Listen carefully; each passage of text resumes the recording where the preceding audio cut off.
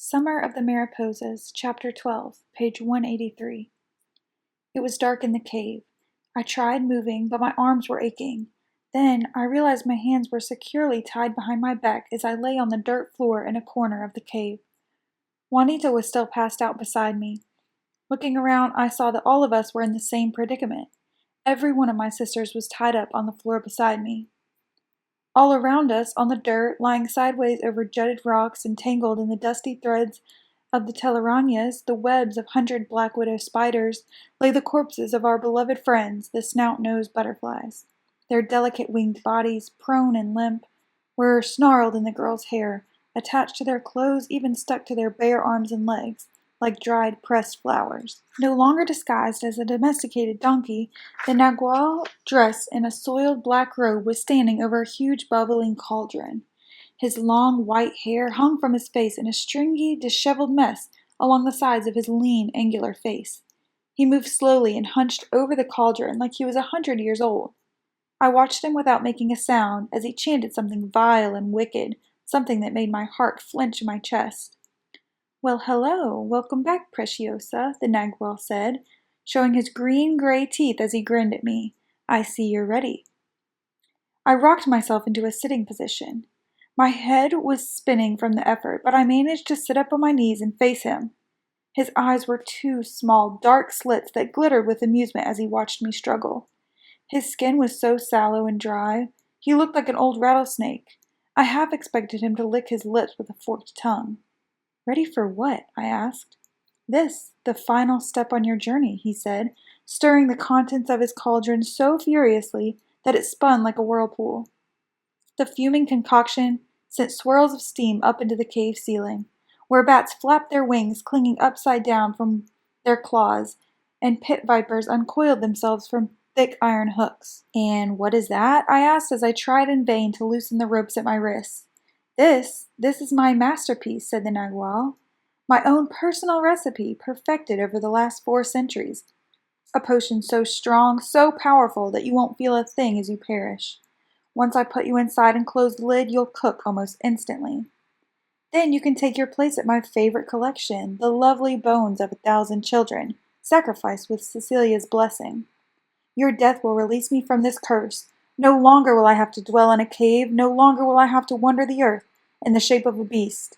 With you, las 5 hermanitas, las 5 estrellitas, as my sacrifice, I will become more powerful than that cretin Huitzilopochtli ever was." He said those final words, talking about someone with an ancient-sounding name, an Aztec deity perhaps. The nagual reached up to caress the collection of bones, both long and short, thick and thin, hanging from the wall behind him. Horrified, I wondered why I hadn't noticed them before. Their shapes and sizes made it impossible to mistake them for anything else. They were obviously human remains. His fingernails tickled their dry ivory exteriors, making the bones clang against each other with a hollow sound that echoed through the cave. It was the sound of death looming over me and my sisters, who were still unconscious on the ground beside me. I tried rousing them by leaning into them and whispering, Delia, wake up, girls." But they were out cold, so I closed my eyes and prayed. And as I prayed, I thought about Mama, sitting outside looking up at that full moon, wondering where we were. I thought about Papa sitting somewhere oblivious of our misfortune. I thought about Teresita and her husband who warned us about the nagual and tried to tell us how to get away. Why didn't we pay more attention? What was it she had said? Sing the song of the rain, the song of the cave? Or was it the song of the butterflies? I tried to remember if Mama used to sing it to us in our youth, but it was no use. Nothing came to me now. If only I could remember, everything would be all right. I shut my eyes tightly and concentrated.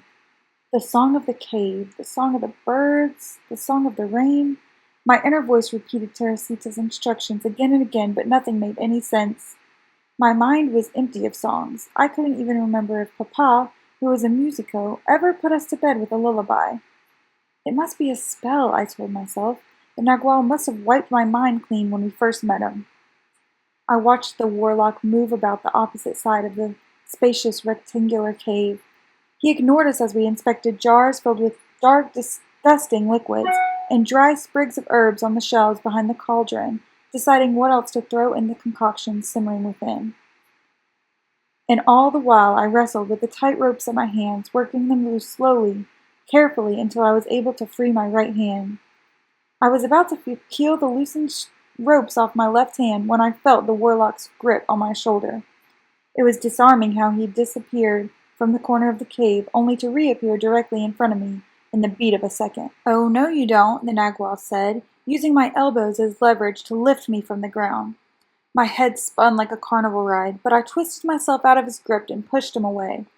He grabbed at my free hand, but I turned around and kicked him in the stomach with such force that he fell to the ground. He lay on his side, entangled in his own robe, struggling to get up. I spun La Llorona's ear pendant with a dramatic flick of my hand. "Aztec Queen, Tenatsin, Holy Mother of all mankind, lend me your magical assistance." "No!" the Nagual screamed, reaching for me. For a moment I thought he might be casting another spell, but no power stopped me, so I called on Tenatsin. "Sing to me, Mother Queen, sing to me the song of the cave," I chanted as the ear pendant quivered against my cheek. At my words, the earring began to hum at its spin.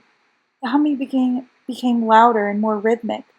I watched the Nagual, fascinated by his inability to move. He lay on the ground, helplessly paralyzed by the musical notes emanating from the pendant. "Juanita, Velia, Delia," I called to my sisters, who were still lying prone on the ground against me. "Wake up, girls, wake up and listen."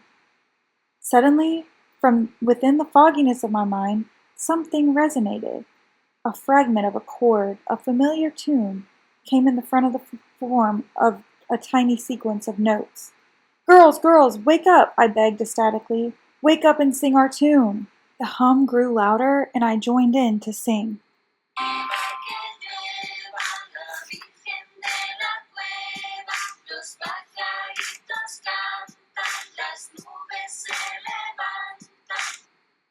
As I sang the ancient tune quietly to myself, I realized it was the refrain Mama had sung to us to soothe our nerves on dark, rainy nights when we were very young. The rest of the song came to me, and I sang it quietly, almost whispering it. I heard my sisters stir beside me, muttering as they woke, and I knew it was working.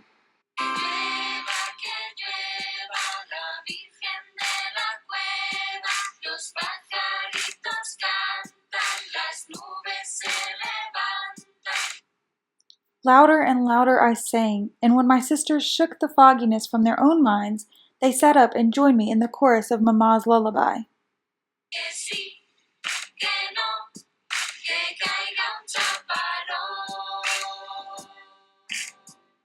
"Stop! What are you doing? Stop it! Stop singing!" The Nagual was screaming. He sat up and began to retreat, crawling on his hands and knees to the far end of the cave to get away from us, and so we kept singing. Louder and more forcefully we sang, and when I loosened the ropes from my sister's hands, we all stood in the center of the cave, joined hands and sang louder and with more delight than any group of young girls ever sang before.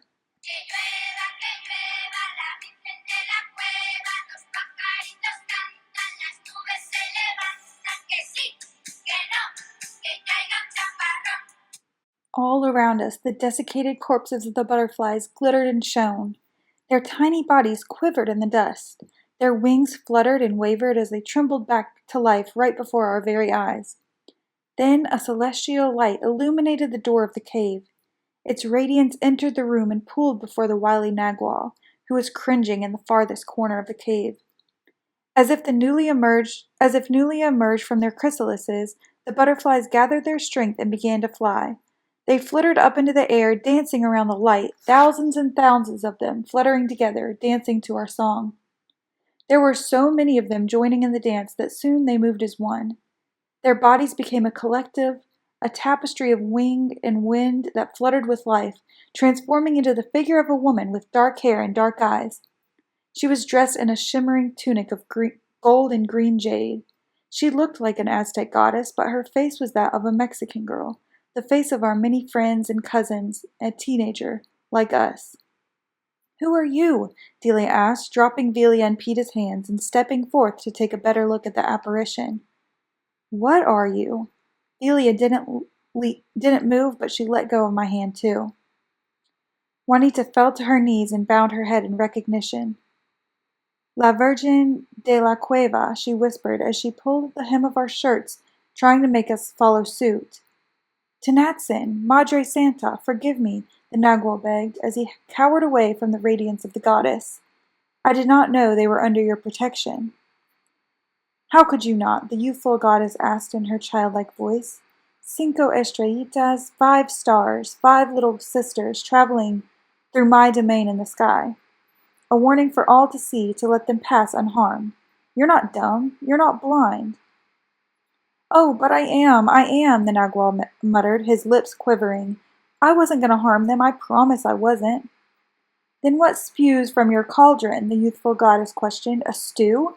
Or maybe it's the special offering for us. Stir it, man, before it sticks to the pot. It is of no consequence, your holy, the Nagual began. Stir it, I say, the goddess ordered. Her command was emphasized by the roar of thunder somewhere out in the distant sky. Stir it before I take my leave. I want to make sure you do your job as well as I do mine. No, please, the Nagual begged, inching along the wall.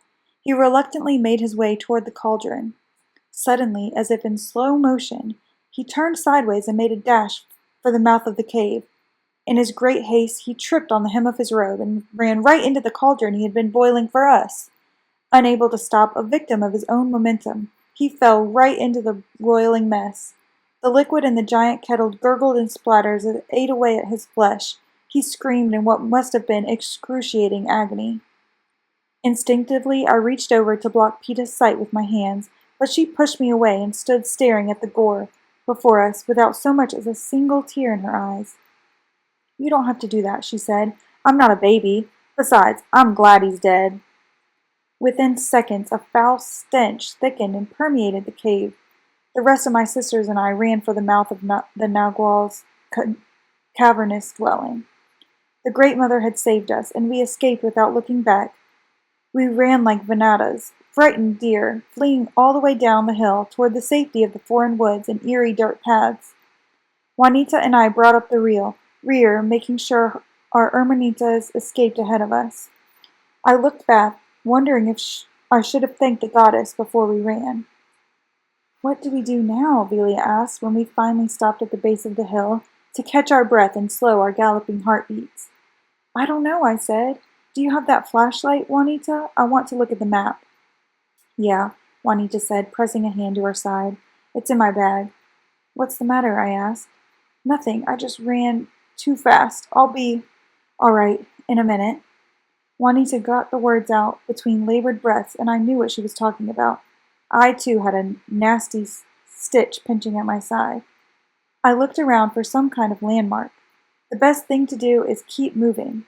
We'd been passed out for so long in the cave that night had fallen, but the woods were thick and the full moon was somewhat obstructed. I could barely see my hand in front of my own eyes. I think I'm done with adventures. From now on, I'm staying as far away from Mexico as possible, Delia declared. Mama's rain song came back into my head, and without knowing why, I started to hum it as I pulled the map Teresita's husband had given us from inside my pocket. Vamonos, I told the girls, let's sing the song of the birds and the rain and stay away from the dark places on this map. With any luck, we'll get to Abuelita's house before dawn.